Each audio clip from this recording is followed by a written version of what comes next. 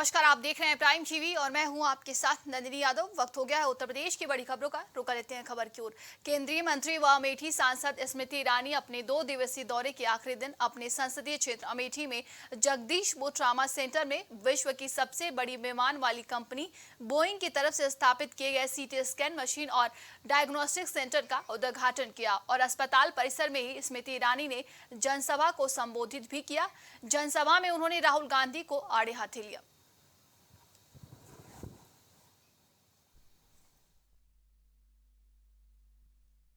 एक वक्त था जब अमेठी में नेता उड़ान होते थे और आज ये वक्त आया है कि देश और विदेश की सबसे बड़ी एयरक्राफ्ट कंपनी अमेठी में स्वास्थ्य के प्रति और छोटे बच्चों की शिक्षा के लिए योगदान देने आए हैं। शुभम है और मेरी पार्टी के सभी कार्यकर्ता विशेष आभार व्यक्त करते हैं। ट्रॉमा सेंटर में सीटी स्कैन की व्यवस्था के साथ साथ आज यहाँ पर हमने संकल्प लिया है कि 100 से ज़्यादा मेडिकल कैंप्स हम लोग इंडियन मेडिकल बोइंग और डॉक्टर्स के सौजन्य से करेंगे।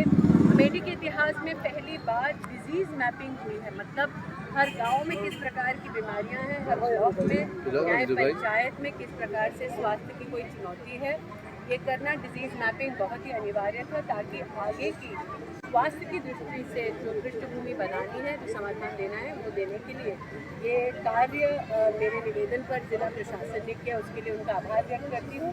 तो मैं पहले तो एक बात बोलना चाहती हूँ कि ये लाभ नहीं है, ये मानव अधिकार है। हर उस बच्चे का जो प्रदेश में शिक्षा पाना उनका एक मानवीय अधिकार है।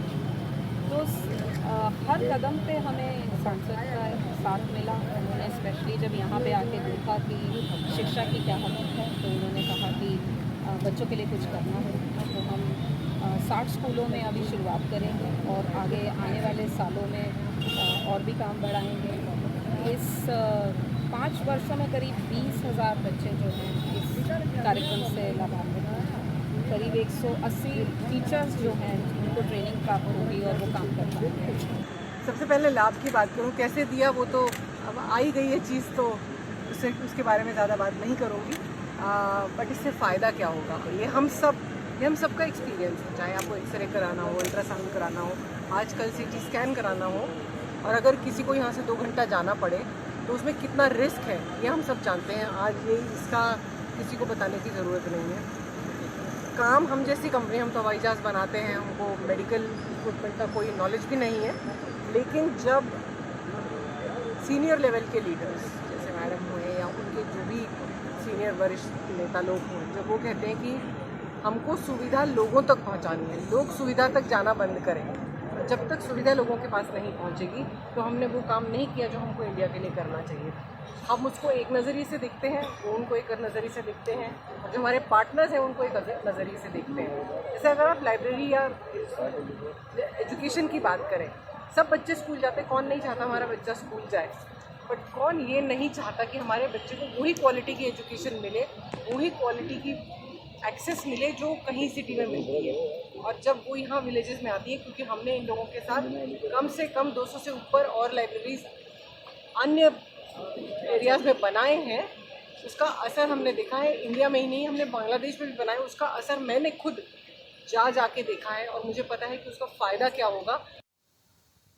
उत्तर प्रदेश कांग्रेस के प्रदेश अध्यक्ष अजय राय ने गांधी प्रतिमा पर माल्यार्पण कर बापू को याद किया और साथ ही बीजेपी पर जोरदार हमला बोला। आपको बता दें कि उन्होंने अमरमणि त्रिपाठी की रिहाई को लेकर कहा है कि बीजेपी सिर्फ बेटी बचाओ का नारा देती है, असल में ये सब गुनहगार है। वहीं आगे कांग्रेस कार्यकारिणी को लेकर कहा कि अब कांग्रेस में बदलाव देखने को मिलेगा, हम लड़ने वाले लोगों को पार्टी में जगह देंगे।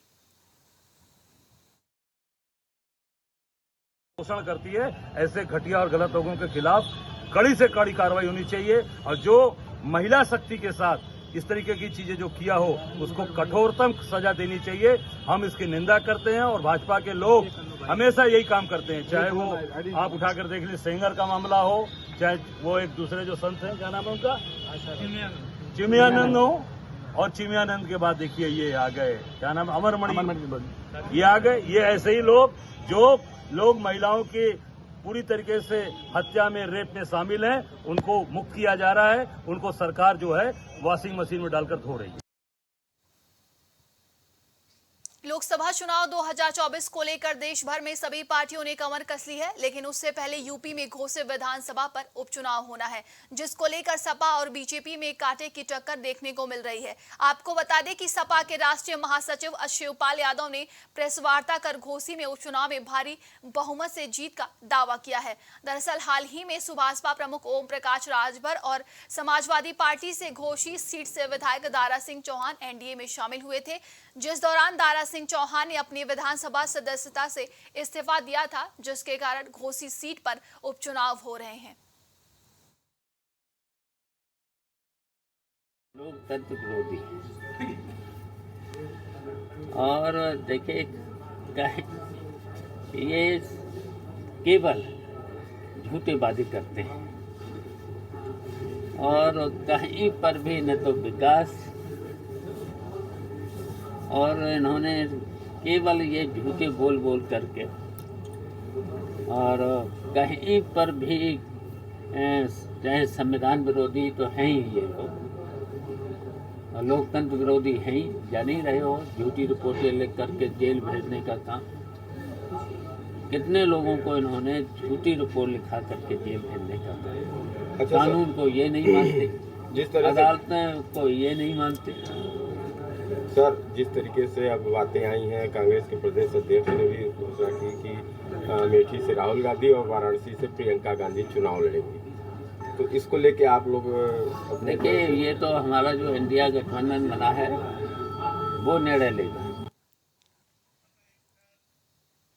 अमरोहा कलेक्ट्रेट पहुंची एक बुजुर्ग महिला ने भाजपा नेता और उसके परिवार पर जमीन हड़पने का आरोप लगाया है। बुजुर्ग महिला का कहना है कि पति की मौत के बाद देवर और उसके बच्चों ने उसकी जमीन पर अवैध रूप से कब्जा कर लिया था और बुजुर्ग को मार पीट कर भगा दिया था। करीब 9 साल बुजुर्ग महिला लगातार न्याय की आस में अफसरों के चक्कर लगा रही है, लेकिन उसे इंसाफ नहीं मिल पा रहा है।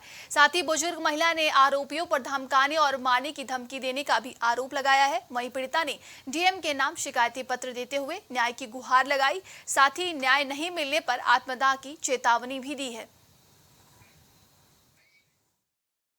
भैया, यही बात है कि मुझे आज तक न्याय नहीं मिला।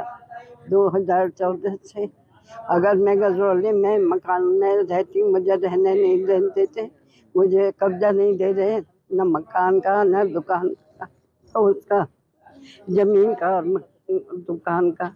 कौन लोग हैं माँ? वो मेरे देवर हैं। क्या नाम है उनके?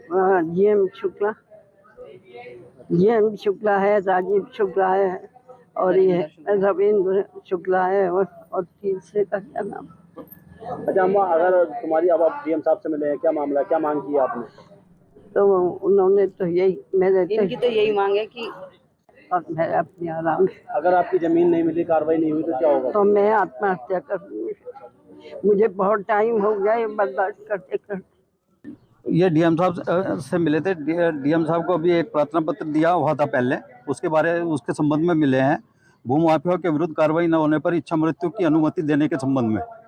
क्यों इच्छा मृत्यु क्यों चाहते हो? क्या इच्छा मृत्यु इसमें 9 साल से हम ये मुन्नी देवी की मेरी सास है मुन्नी देवी शुक्ला, इनकी संपत्ति कुछ लोग हड़पना चाहते हैं, तरह तरह के षड्यंत्र करके कभी खरीदना, कभी उनकी जमीन संपत्ति में अपना नाम दर्ज करा लेते हैं, कभी उसको खरीदना 10 लाख रुपए में खरीदना दर्शाते हैं, कभी उसमें फर्जी गोदनामा तैयार करके उसको गोदनामा दिखाते हैं। कौन लोग हैं वो?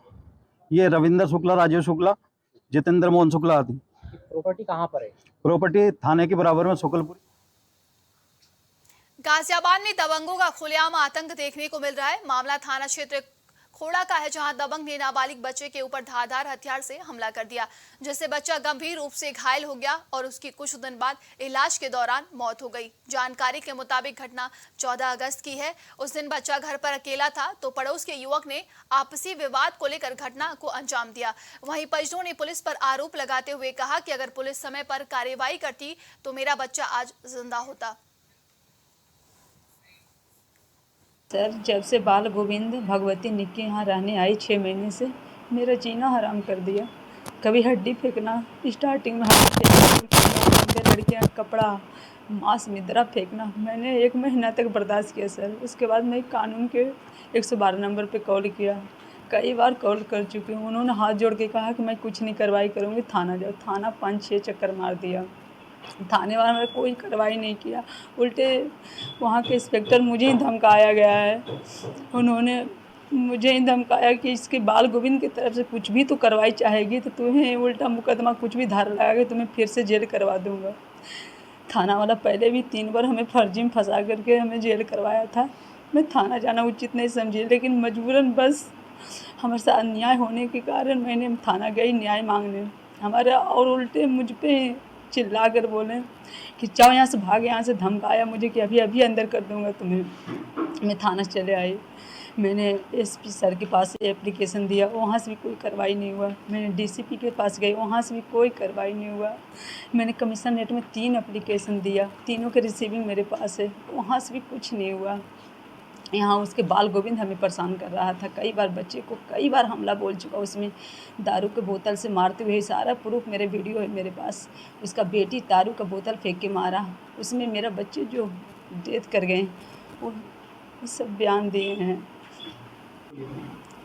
मुझे एम्स जाने के बाद एम्स में खोड़ा के एड्रेस पे हमारा बच्चे को एडमिट नहीं किया जा रहा था। बहुत मैं हाथ पैर जोड़े, डॉक्टर कहा कोई उपाय नहीं, हम खोड़ा पे नहीं करें। मजबूरन बस हमें सिर्फ बच्चा को बचाना था। हमें ये नहीं दिखा कि वो डॉक्टर क्या लिख रहा मेरे प्रति, क्या लिखेगा।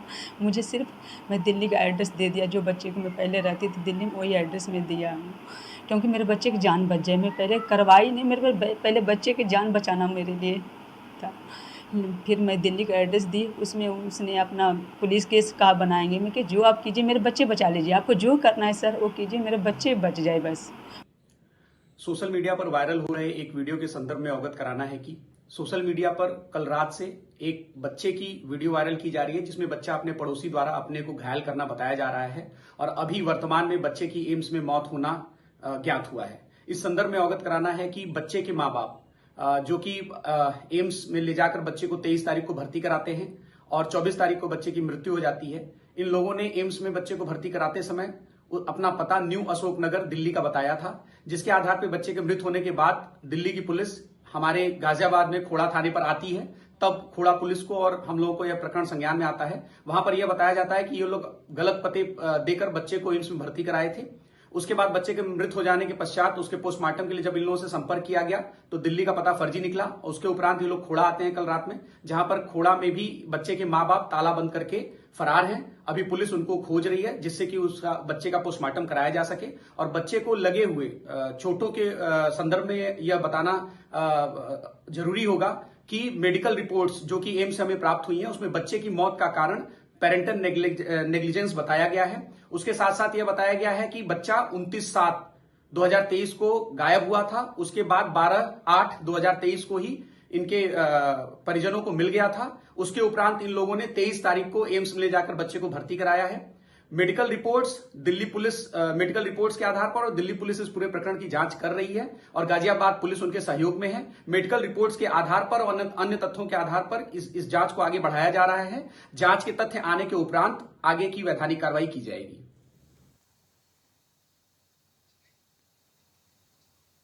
यूपी के अमरोहा से इंसानियत को शर्मसार कर देने वाला एक मामला सामने आया है। बता दें कि गजरौला थाना क्षेत्र का ये पूरा मामला है, जहां पर बेटे ने मां बाप को जान से मारने की कोशिश की है। बड़ी खबर आपको अमरोहा से बता रहे हैं, जहां पर अब इस पूरे मामले को लेकर छानबीन में पुलिस जुट चुकी है। तो बता दें कि बेटे ने ही कलयुगी बेटे ने अपने मां बाप को मारने की कोशिश की है। ये बड़ी खबर अमरोहा से सामने आ रही है।